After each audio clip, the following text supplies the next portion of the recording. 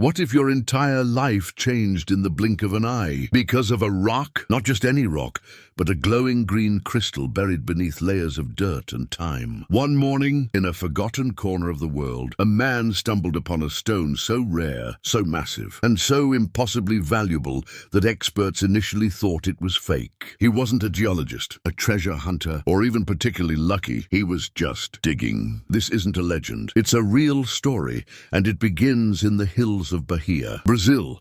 A place where fortunes and lives are often carved out of the earth with little more than shovels and faith. His name isn't widely known, and maybe that's intentional. What should have been a life-changing moment of joy quickly unraveled into a labyrinth of betrayal and fear. Ask yourself if you uncovered something that could make you instantly rich. Would you tell anyone, or would you hide it and run? Why? Because this emerald wasn't just valuable. It was cursed by greed. After all, when you become rich overnight, you don't just attract attention, you attract danger. And this emerald wasn't just beautiful, it was colossal. Nearly 800 pounds, worth tens of millions, deep within the scorching heat and thick jungle. Local miners have for decades hunted precious gems, but none had ever seen something like this. Not even close. The man at the center of this story was a worker with no fortune, no fame, and barely enough money to buy his next meal. But here's the twist. This discovery didn't just make headlines. It triggered legal battles, theft attempts, even murder plots. Before we dive into how it was found, who found it, and how it nearly vanished from the face of the earth. Because in this story, every decision meant life or death. In the northeastern corner of Brazil lies a small, sweltering region called Carnaíba, nestled within the state of Bahia. It's a place forgotten by time-red earth, dense forest, and a silence broken only by the clinking of pickaxes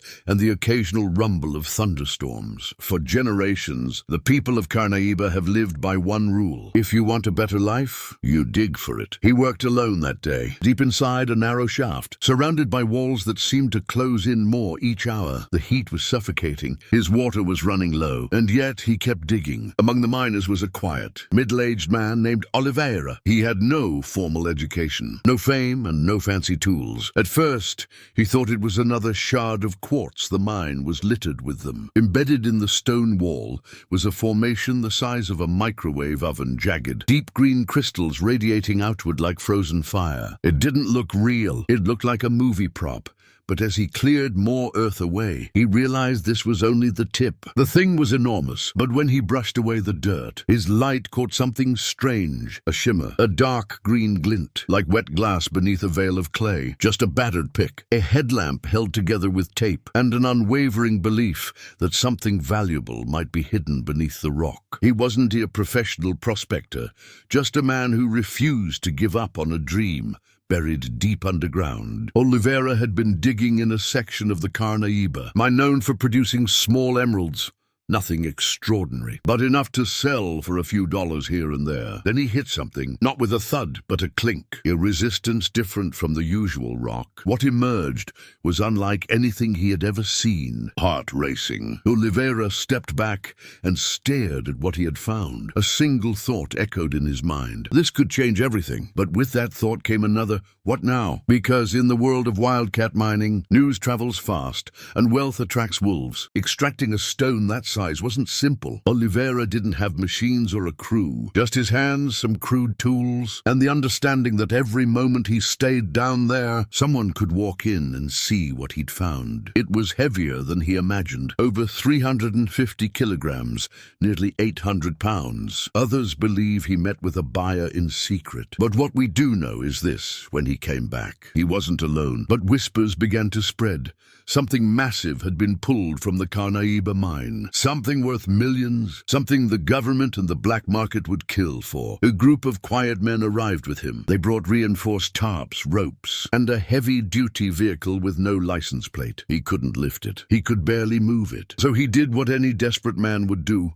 He buried it again, demanding he hand over the rock or else. That's when he realized he hadn't just found treasure, he had found a target right there, covered it with dirt and rock, then climbed out of the shaft like nothing had happened. So he made a risky decision. He broke the emerald cluster loose himself, chiseling slowly, silently, sweating bullets the entire time. It took hours. When the final crack echoed through the tunnel, the stone shifted, and Oliveira nearly collapsed under its weight. For the next 2 days, Oliveira disappeared. No one saw him at the mining site. Some say he visited a distant cousin in another town. Together, they unearthed the stone, bundled it like a corpse, and loaded it into the truck. No photographs were taken, no one spoke. Word reached the local mining association within hours, and that's when the trouble began. You see, the land Oliveira had been digging in was under dispute. Several landowners claimed rights to the territory, and in Brazil, gem ownership laws are famously tangled. If you dig up a gem on someone else's land, it's not yours, no matter how hard you worked for it. Within 48 hours, Oliveira was facing threats, not just lawsuits, but men showing up at his home at night. The moment the emerald left the mine, it was no longer just a stone. It was a symbol of power, and power invites chaos. Within days, word of the discovery reached beyond Bahia, climbing its way into federal offices in Brasilia. All of them presented documents, land deeds, and maps, but none of it was clear-cut. The terrain in Carnaíba had long been exploited informally, with generations of miners working without official permits. One landowner's lawyer was found dead under suspicious circumstances. Another claimant's office was mysteriously set on fire. No arrests were made. The message was clear. This was no longer just a legal battle. This was war. Everyone knew someone would eventually try to steal it. The government, now aware of a multi-million-dollar gem, launched an investigation, and Oliveira was trapped in the middle, and attracting the attention of international gem traders, politicians, and shadowy collectors with money to burn. They described armed guards patrolling mining zones, mysterious buyers offering suitcases of cash, and a growing fear among locals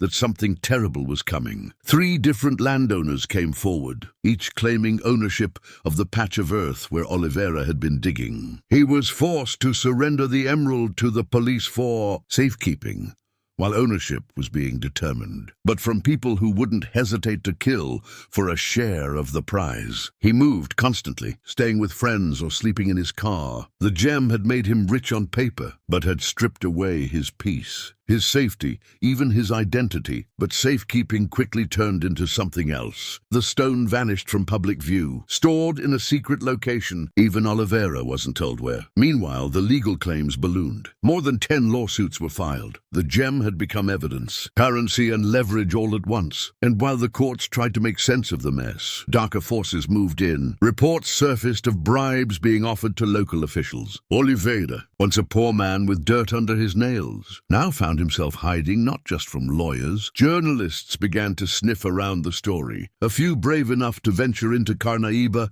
returned with chilling accounts, because no one believed that an emerald worth tens of millions would simply be handled in court. Then, just like that, it vanished. One morning, court officials were scheduled to inspect the emerald for a new round of legal hearings. When they arrived at the undisclosed storage location, a heavily guarded government facility in São Paulo, the crate was gone. TV anchors speculated about inside jobs. Social media exploded with theories that the stone handed over to the authorities was a decoy, and the real gem had been sold on the black market weeks earlier. One judge who was set to rule on ownership was hospitalized after a car accident under strange circumstances. Another, a mining lawyer, died of a sudden heart attack at just 38 years old. Others whispered about a secret transaction between the Brazilian government and a foreign buyer in Dubai. A few even claimed the emerald was cursed, and that every person involved in the discovery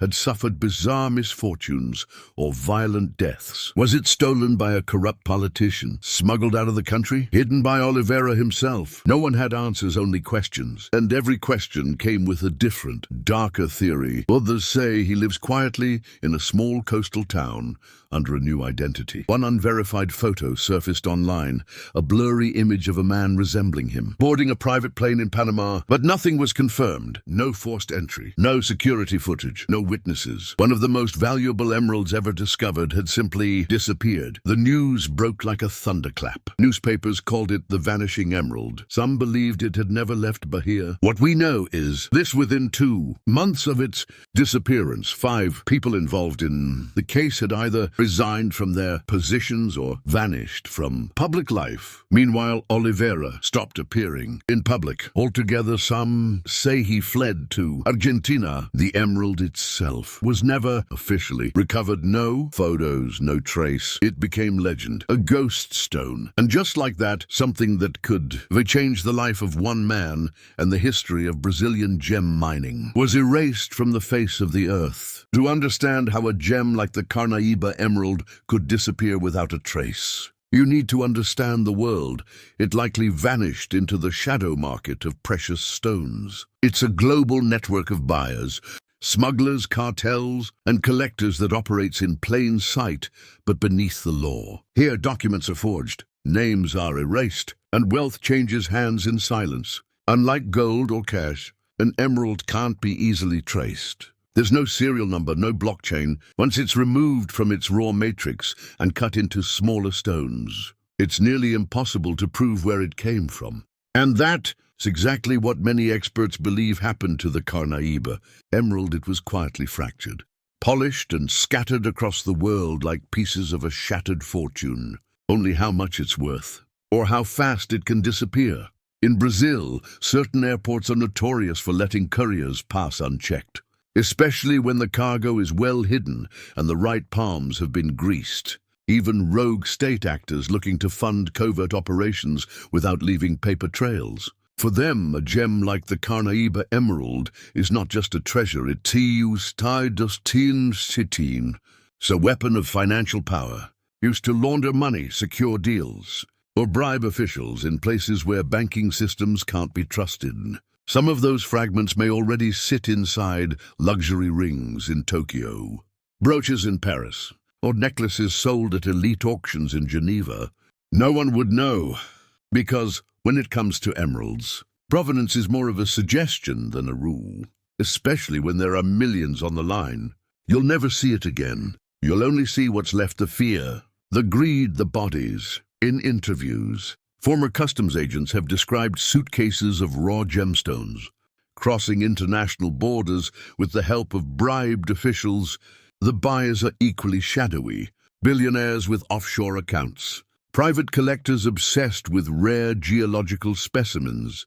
And in that world, no one asks where the emerald came from. As the official investigation cooled, one federal agent anonymously admitted to a journalist, "If that stone is gone, it's gone forever.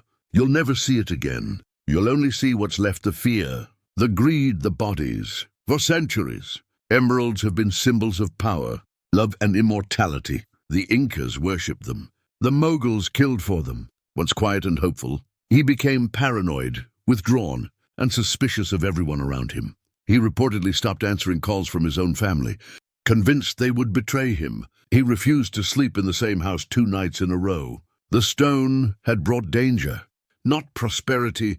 The mine where it was found was shut down temporarily. Workers left. Trust between neighbors crumbled.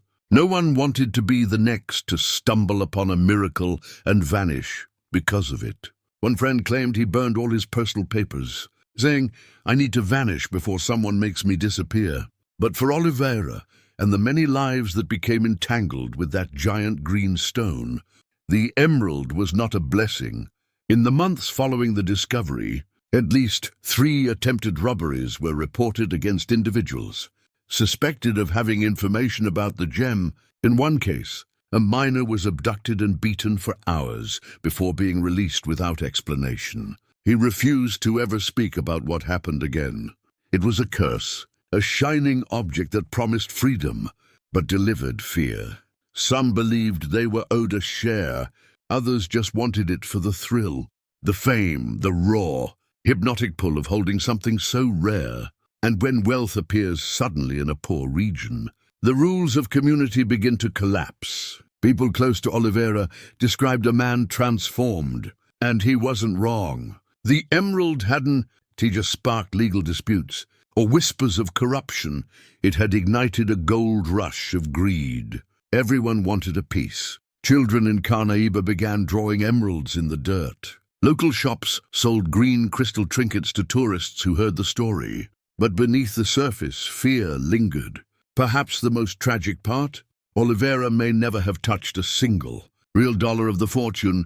his discovery was worth. Lawyers ate the claims, thieves circled, the government seized it. And in the end, he lost everything: his home, his friends, and possibly his identity. All for a stone that, for a brief moment, had the power to change his life, and then destroy it. Because in the world of emeralds, not all treasures are meant to be found. The story of the Carnaíba emerald and the man who briefly held it in his hands eventually faded from the headlines. Like all viral tales, it had its moment, its mystery, its burst of awe, and then, slowly, it was swallowed by silence. But beneath that silence lies a legacy far deeper than wealth.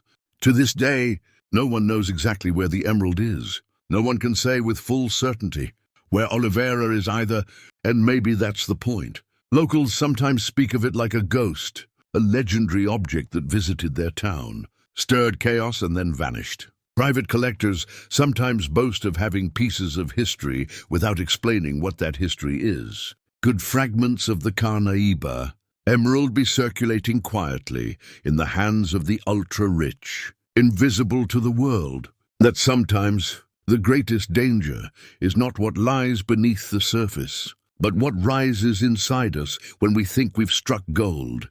And what we saw was everything we fear, and everything we are, probably, but proving it, that's another story.